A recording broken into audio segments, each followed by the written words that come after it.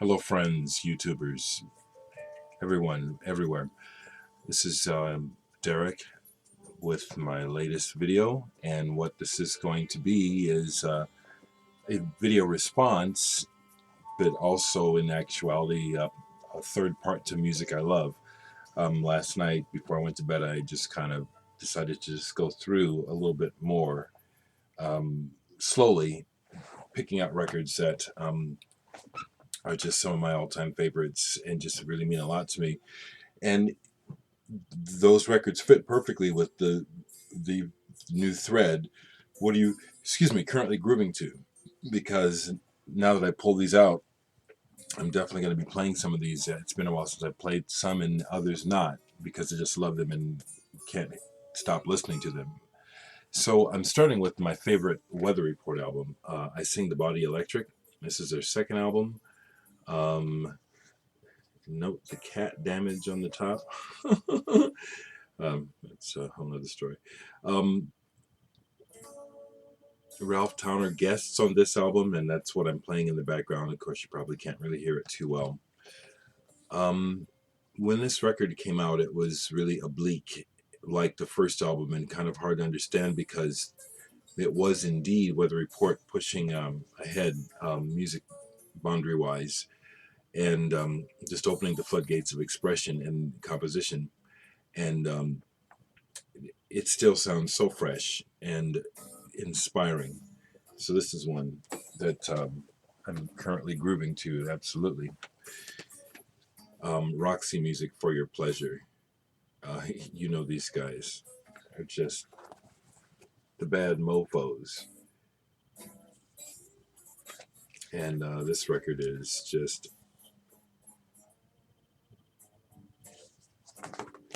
you know, Brian Ferry, Phil Manzanera, Andy McKay, the drummer, Paul Thompson, and these cats, they were up to something really potent when this was going on. And I have to say a quick story here. I've always had a lot of different friends based on music, and one of my closest friends in high school, our big love was Cream and Black Sabbath and King Crimson. And so when Roxy music came along, I got it right away and loved it. He just thought they sucked. He couldn't hear unless it was but you know what I'm saying? Roxy music, just fantastic. One of my all-time truly favorite records. Just Ralph Towner with Glenn Moore trios and solos. If I've shown this already, excuse me, but this is just one of my, it's like, this music is like a friend. Ravenswood and Reach Me Friend. It's in the title even. Reach Me Friend. I feel it, Ralph. I always have. It's one of my all-time favorites. I can groove to that anytime. We're only in it for the money, Mothers of Invention. My copy is slightly beat, but I've had it forever. And when I met Jimmy Carl Black, he signed it to me. He was a great guy. We had a really nice visit.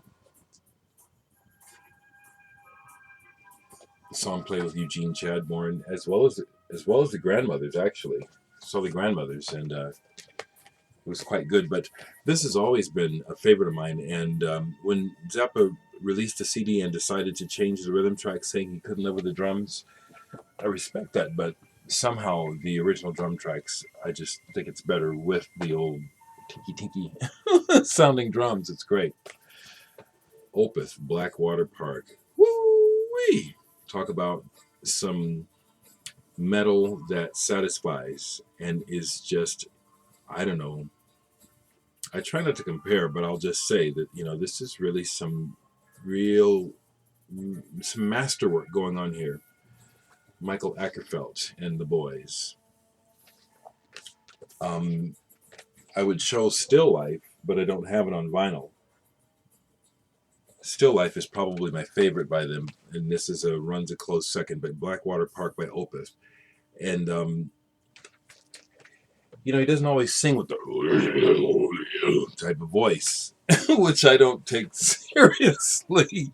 Anyway, the songwriting is just impeccable, and the guitar playing. That's why I like to jam to it. If some of you folks have discovered in some of my old videos, I posted me jamming along to some Opeth. Well, I don't know if there's really any need to say much about this album because it just is one of those records that everything just seemed to come together. Close to the edge, yes. As Bill Bruford has said in his autobiography, well, when they finished this, it was obviously time to quit the band. What else were they going to do, you know? And no offense to Yes, but I really understand Bill's sentiment by saying that. I really understand it and can see why, well, time for me to do something else because this is all, how are we going to top that, you know? Another masterwork, if you don't know what it is, Pawn Hearts by Van der Graaf Generator. Another one of those 70s English bands on the famous Charisma label. Like tour mates of Genesis and other great bands.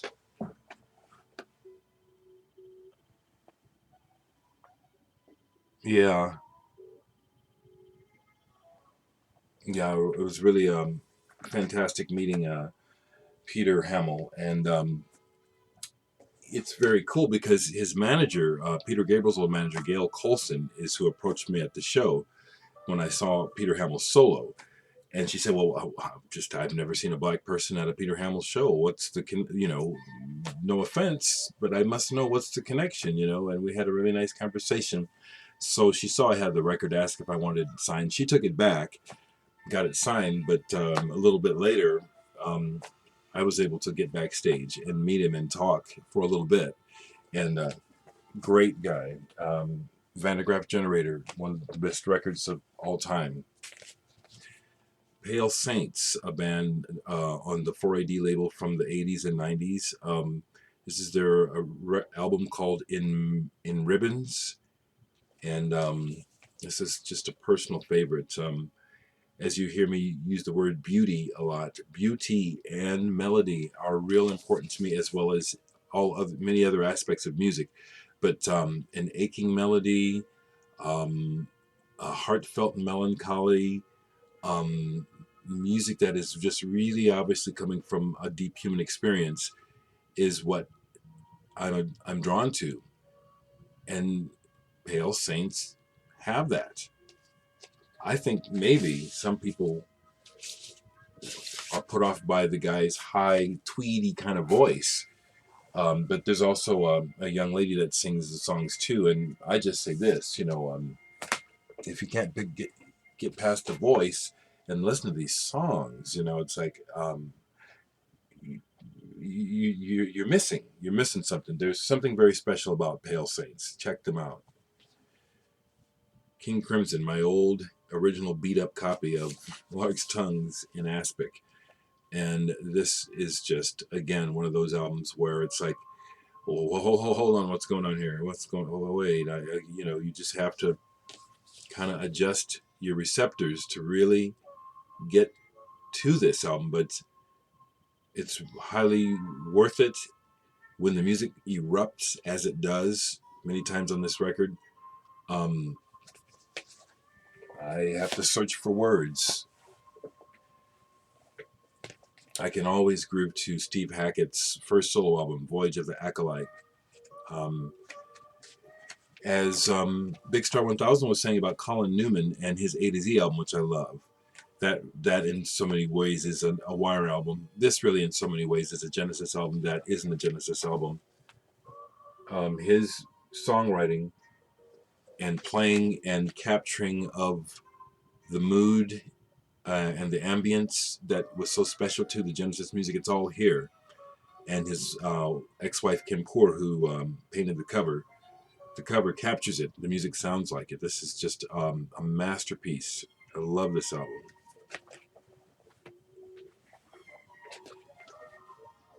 Hats, the Blue Nile.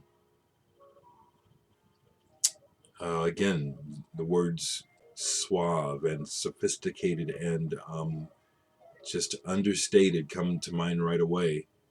But the sound and the songwriting of this band. very special and very wonderful um, music.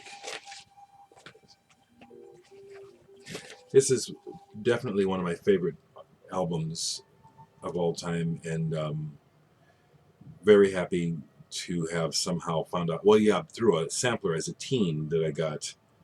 Um, as I say, as a young kid, I was pretty poor, so the way that I was able to amass records is promos from radio stations. When back in the day, for some reason, when you go on a tour at the radio stations, they'd give you free records at the end. And once I found that out as a child, I would do it as often as possible, which was not nearly often enough.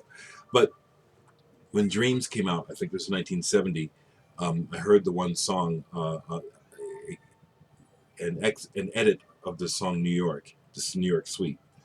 This is the first time I heard Billy Cobham's drumming.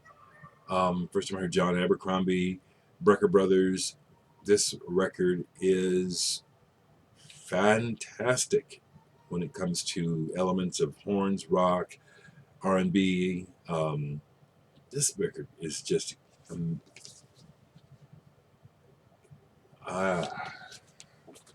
do you feel me? Brighter Later, Nick Drake. This is you just put it on and everything gets better, even though he's got that melancholia somehow. Now, no offense to the blues. I'm not a blues listener. I'm a blues respecter and can play some blues as a musician. Yeah, I can play the blues. I can get up and play blues with anybody, really, I can. But I don't want to listen to it. When it comes to blue, Nick Drake does what I guess people figure the blues is supposed to do for me. No, Nick Drake does it for me, among others. But this album, Brighter Later, is fantastic. All-time favorite, Faust 4. Faust 4, all-time favorite. This band has been such an inspiration from the moment I first heard them as a teen. It was like, what's going on? What is going on? Because they threw everything at you. The kitchen sink and the plumbing and the floor, too. Faust 4. Happy the Man. This is the first album, band from, I think, Maryland. Kit Watkins went on to do some really excellent solo work, as well as join Camel for a while. From beginning to end, this is just a really special album, and it sounds like the cover. This is perfect. This album sounds like this color that's seen there. That's what this sounds like. This is just fantastic. A journey. Again, journeys. I like to take journeys. This is just beyond words, the masterwork. And when it first came out, it was the soundtrack to my life, kind of like Joy Division was when it came out. But Lamb Lies Down on Broadway is one of the finest rock records in history, in my personal opinion. And the more you throw around those epithets or whatever, the weaker they are. Sorry, I don't know what else to say. The greatness and the scope of the vision that Genesis and Peter, the band, were displaying at this time is just amazing. This is like a passion play. I pulled this because as speaking of Joy Division, I was thinking, I sold a lot of my rare Joy Division. I used to have the original Warsaw. I did get some good money for it, but this is an original copy of Earcom put out by Fast Product. And Joy Division has a song on here that for many, many years, this was the only place you could get it. But not only that, the other bands on here, Thursdays, Baz Sax. This is actually really pretty neat. Agit punk. I use that word because it's like, the bands like Joy Division at that time, they could barely play, but they really had something to express, and they did it well. As I come on the 15-minute mark, I'm going to do this in two parts. because it takes forever to load this stuff up. I'll see you in a little bit.